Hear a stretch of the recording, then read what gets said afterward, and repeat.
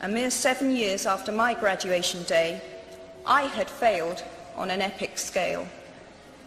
An exceptionally short-lived marriage had imploded, and I was jobless, a lone parent, and as poor as it is possible to be in modern Britain without being homeless.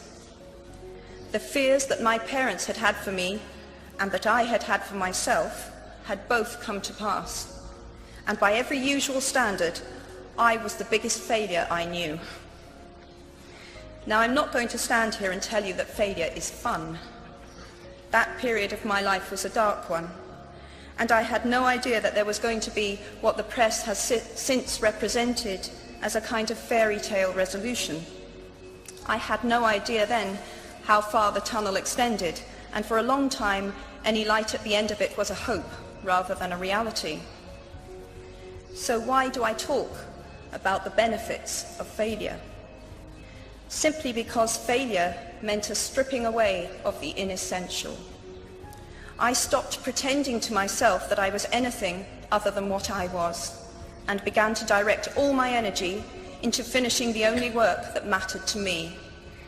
Had I really succeeded at anything else, I might never have found the determination to succeed in the one arena where I believed I truly belonged.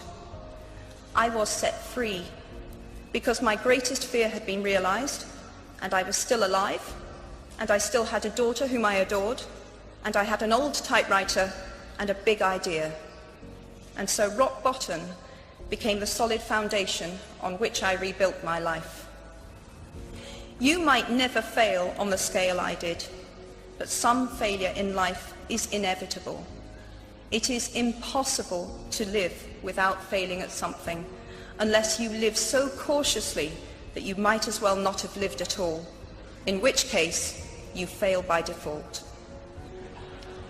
Failure gave me an inner security that I had never attained by passing examinations.